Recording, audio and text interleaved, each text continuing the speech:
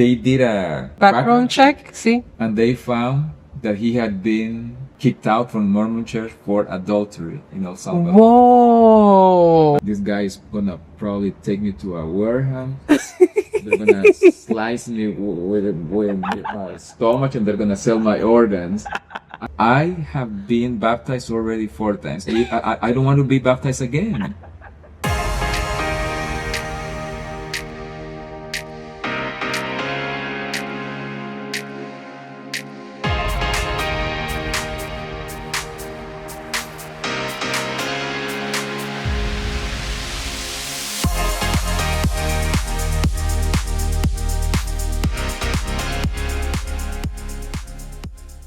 If you're new here and just joining the series, I would suggest going all the way back to episode 1 to get an idea of what's going on. In the previous video, we crossed borders from Guatemala to El Salvador. This video will be a little different. On my travels, I normally meet people from all walks of life with some very interesting stories. Today, you'll be hearing one of those stories from my friend Jorge in El Salvador.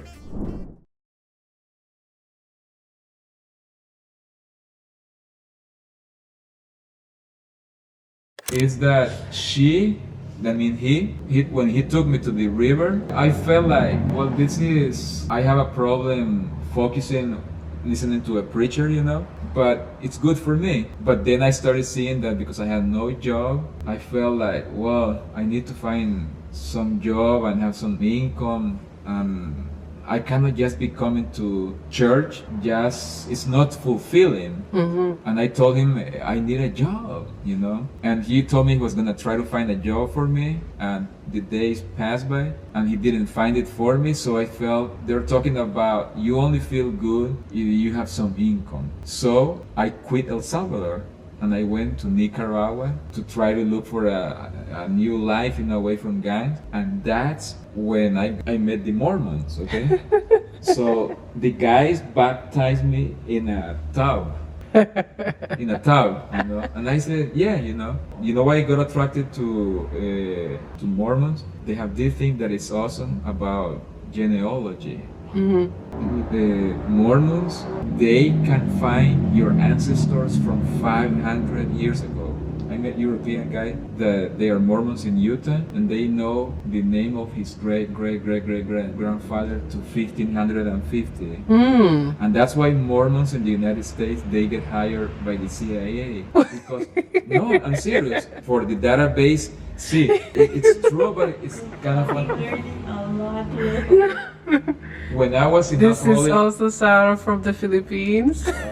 When I quit alcohol. I don't drink anymore. I quit like 20 years ago. When I was going to AA group in San Francisco, I met a Salvadorian guy. And the guy, he was not really that alcoholic, but he was looking for people, company, and find a job. And when he started seeing week after week that he couldn't find a job, he starts getting, this is not a place for me. And one day he tells me, Jorge, listen, I'm gonna join the Mormon church again. I'm gonna find a Mormon guy, and you're gonna see how my life changes.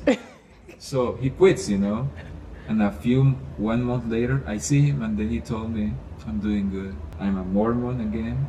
Again? He tells me, they found a job for me, free housing. I'm doing good. I told you.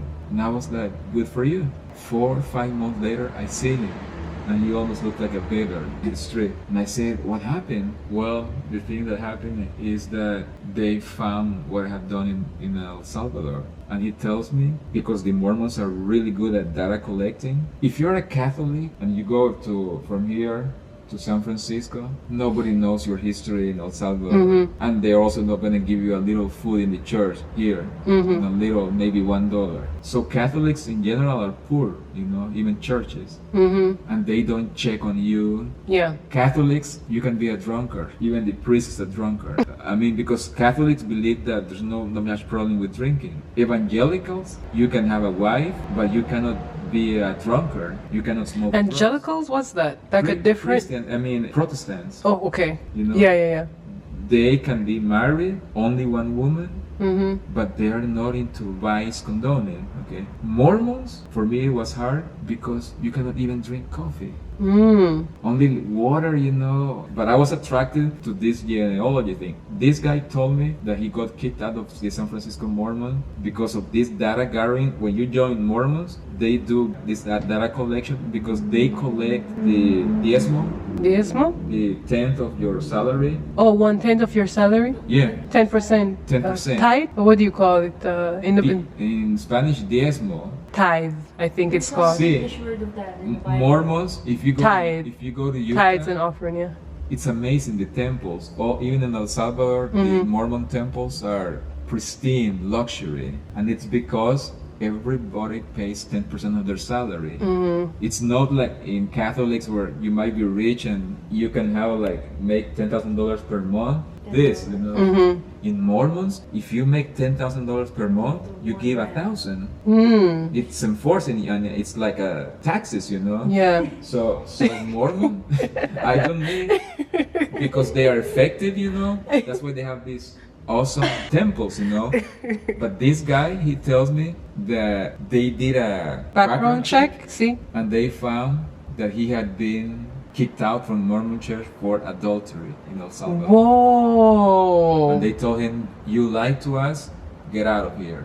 Whoa. So they took all the privileges. They called the home that they was getting for free, take off his job, so they left him empty. Oh my God. And that's how Mormons are effective, okay? So I became Mormon, and I was kind of intrigued by the genealogy, but then after I got ripped off in Canada, I got shotgun, everything, passport, everything I lost, you know, In Canada? in Nicaragua. Oh. So What happened in Nicaragua? I got robbed. Oh. My backpack, my passport, my documents, the whole thing, and I slept 5 days in the police next to all the inmates. Someone else told me that too, that they got robbed in Nicaragua In too. Chinandega, you know, 5 days, and I was penniless. Oh. And my ex-girlfriend from Hawaii, she sent me $150 payable through Western Union to a woman, a maid, because I had no passport, nothing, so you had to send it to somebody. And another friend sent me $150, and that's how I was able to get out from Nicaragua. And I came back to El Salvador, and I was like, I'm up. My farm it get burned by the gang members. I go to Nicaragua, I get robbed, and my mom tells me, "You are bad luck." I don't know. So when I was going through all this, when I was going through all this messed up life, I get this call from Dubai Oh my God. on Skype, okay? And then they offer me, "Do you want a job?" And the first thing that I thought, it's probably fucking gangs. Who has my Skype number? And I thought, this is a scam. Some people, and I was like scared, you know. Another thing, they're gonna ask me for money or somehow. So I tell him, I have not applied for a job. How did you find about me? And then they told me that when I left Hawaii and I went to San Francisco in 2012, I left some information, experience, but I was not just in a database. So they look at that database and they thought that I was a good fit for that job. And I tell them, but let me get something straight with you guys. United States, I was always legal. I don't want to go to Dubai illegally. I need to have a working visa. And then they told me, no problem. We're gonna give you a 3-year working visa. And then they told me, I said, like, what about plane ticket? And I look in the Google, $2,500 just one way to get from El Salvador to Dubai. And then I said, I'm not gonna pay for that. I don't have money. Don't worry. Just give us a copy of your passport and we'll send you a ticket. So I tell my mother, you know, and then she says, you have not much to lose. Because then I asked him, how much is your salary? And the salary was kind of low compared to the United States. But I told him, if you give me a medical, I'll go. I have nothing to lose. And the odd thing was that I told them, okay, I checked Dubai cost of living, expensive like Europe, not like New York or London or San Francisco, but still expensive, you know. So I said, what about housing? Oh, that is free. You share, it's not but you're not gonna spend money in housing. Okay, so I go and I tell them I was ready to leave in 1 month. I tell them, no, we need you in 10 days. 10 days? And the things like the interview was always like maybe half an hour, 2 interviews. And I was like, and they're gonna hire me just like that? Because the guy that you're gonna replace, he's leaving tomorrow and we need immediate replacement. And then I said, I have nothing to lose, why not make deal? So I tell them, okay, buy the plane ticket for 10 days. So when I go to the airport and my brother was taking me there, I said, I don't even know what I'm doing. My brother tells me, you have nothing to lose. So I go up first plane from El Salvador to Madrid, Spain.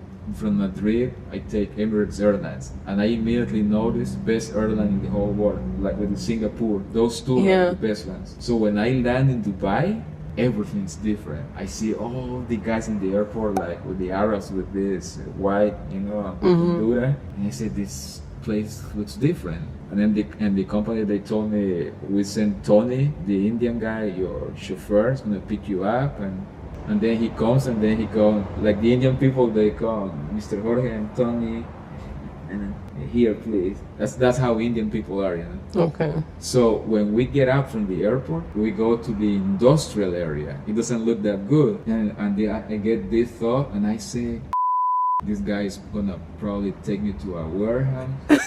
They're gonna slice me with my stomach, and they're gonna sell my organs. And I was like, they're gonna me up. My luck, I thought like El Salvador and Nicaragua, probably in Dubai. So I go, please God. And then we go to the warehouse, and then he finds me some US dollars to exchange for dirhams. Nothing happens to me. And then we continue driving, and we go to a software company. It's a nice place. And I said, it's good. Nobody killed me, nobody sliced me. So I started good in Dubai. So my first impression when I go to Dubai was another reason that I converted to Islam was not just because my wife or wife-to-be forced me. It was just like the Imam said, you did not ask to come to Dubai. You didn't apply for a job. The guy told me, God sent you to Dubai for a reason. So that's why I accepted to be baptized to Islam. I just felt there's something there. I don't really understand it, but I'm just gonna go out there with God, whatever. I don't understand why, the reason. So why not? Let's fuck it. I'm Muslim now. So I am registered Muslim in the Office of Dubai, except that I didn't pick a name. I was welcome to change my name like Cat Stevens. So that was Catholic. You're Catholic. Baptist. Mormon. And then Muslim. Before. So now that I return where I'm living, they're nice, and they're called Pentecostal, but they are still like Christians. Protestants. Yeah. Protestants, So you're Pentecostal. I consider, but the lady told me that I haven't been accepted fully because she told me we're gonna baptize her, and I said, stop. This is not a game. I have been baptized already 4 times. I don't want to be baptized again. And they didn't take offense, but they say like, why don't you want to be baptized? Because I'm tired of, I might see in 5 months, I might not be here. I don't want to go to another place and turn Hindu. Oh, this was another one. In Hawaii, I was Hare Krishna. You what? Hare Krishna. Hare Krishna. Because I like the music it was good food, but that was like more like spiritual, informal, So my conclusion is here I'm still going to church, but no baptized. So I don't have right to talk, and I'm just cool like that, So it's kind of the way I tell her, because I'm friends with her, the lady that took me, and her mom really loves me, she's a nice lady. But I tell them that I really don't understand theology.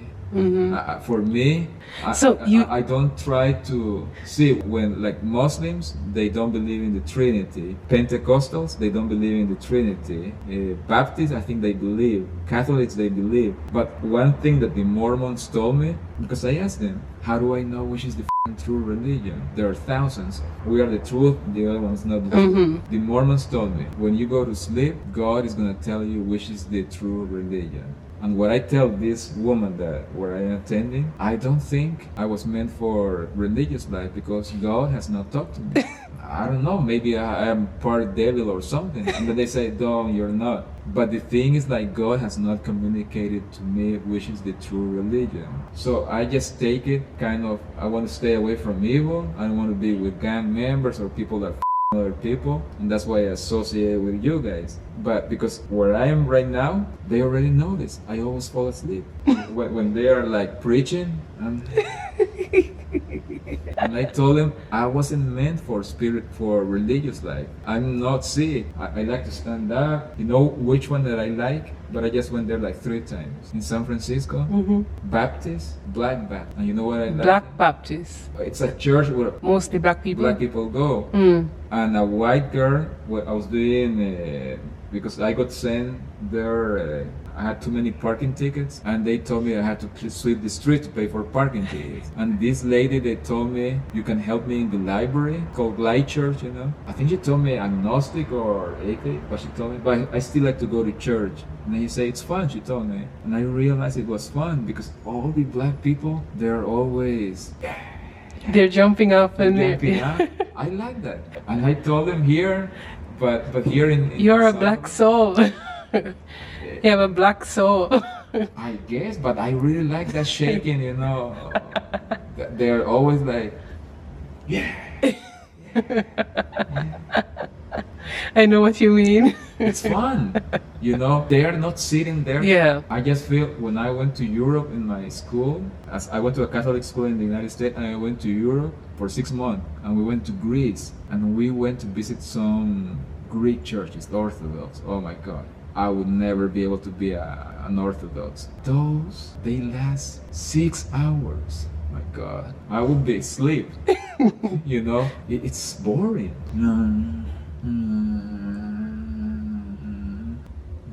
So I would probably say like for fun part, Black Baptist, you know, because they're just always shaking it. Yeah. I tell you one, and this is because I like to be no secrets, you know. When I was in San Francisco, the company that I work, an advertising agency, the boss, he was a stoner, you know, the boss, Jewish guy. But nice, he was like my dad. And I was working in Hawaii, and he told me I'm gonna be organizing the cannabis event in Cow Palace, which is like a stadium. So he tells me, fly from Hawaii, 4 days, you're gonna be doing the accounting, you're gonna be working. So I fly, you know, and it's like a stadium, you know. So in the outer part of the ring, everybody is allowed, all kinds of people, because they're selling like hemp shirts. They're cool. Oh wow! I like them, you know, and pants. But then you go more inside, and you need special pass because they're selling paraphernalia or like pipes, you know, bones, you know. And for that, you need special pass, like people who need medical marijuana. So when we go to the very concentric, like the really middle, they're selling food with marijuana. And when I used to go to a concert, also like Alpha Blondie, like reggae concert, a lot of times I would buy brownies that had weed inside. Yeah. But it was always like, I don't really feel it. It's too soft, you know. So I was like, brownies, they don't give me any effect, you know. But here in San Francisco, I asked for a brownie, and I swallow it. Nothing's gonna happen, you know. So half an hour goes by, and then I go to, they were doing some music, power bicycle. That's pretty cool, with bicycles. Yeah, I know that. Cables in them. And if you don't pedal, there's no music. So I did exercise for half an hour, and then I tell the boss I'm done, I think, and then he told me you can go home at 2 o'clock. And I had parked my car, and I'm walking like 2 blocks. I opened the car door, and out of nowhere, I go. I feel that I'm stoned, you know? And I'm worried. I cannot drive. I'm gonna have a car accident. So I start walking, you know? And then I go, and I was like in the Latin part of the city where you have Mexicans, Guatemalans. But I was so stoned that I was only seeing, I was thinking everybody was Mexican. And I was like saying, these Mexicans, they never finish. They're everywhere. My God, everybody's a Mexican. I cannot believe that they're in control. Another Mexicans, you know? And I was like getting this crazy feeling that no Salvadorans, only Mexicans, you know? And I felt that, then I fell down, you know, behind a car, and like 3 black kids picked me up. Then say, hey guy, you were down. And I keep walking, you know, and I just feel, because my home was like, the guy that gave me the apartment was like 3 kilometers away, and San Francisco is hilly. Yeah, and yeah, I was yeah. like, oh, I never, when I'm gonna make it. And then when I'm kind of getting tired, I hear this background music, Hallelujah, you know, and I hear that they're chanting Christian songs, you know, in the 2nd floor, and everybody's dressed coat and tie, and the ladies are dressed really formal, but there's a black lady preaching, you know, Brazilian. And then when I go in, nobody asked me, invited me, and I just go in, and I just felt, this is f***ing beautiful. And I sit in the back, and when she starts saying hallelujah, I just start yelling, hallelujah, this is beautiful, this is beautiful. And everybody starts looking at me, and I was like, I'm in heaven, this is beautiful, hallelujah, hallelujah. And then people are just like, what is this guy doing here, you know? And then after, I don't know, I think I yelled for half an hour. And after half an hour, I don't know how the drug affected me, and I say, oh, this is f***ing boring, I need to leave. And I leave, I go home, I found my home. I open the door, and when wake up, 12 hours have gone by. I just passed out, you know? So that's probably, I might be messed up in my mind. I just don't know where I've been, but I'm not gonna be baptized again. I'm not gonna be baptized. So, Alright guys, so I'm gonna sign out for today. Tomorrow gonna be a very exciting day. I'm gonna take you along with me to the Rainbow Slide to explore, to go to the supermarket, to go to possibly to the gym, to find a gym, and all of that. So just, yeah, stay tuned, right? But I'm signing off for today. It's probably around after 1 in the morning. Got some really good sleep. In about 2 hours I'm gonna go back to sleep and then get up and start my day in the morning. So stay tuned guys. I hope you're enjoying this journey so far. Stay tuned. Signing off for today.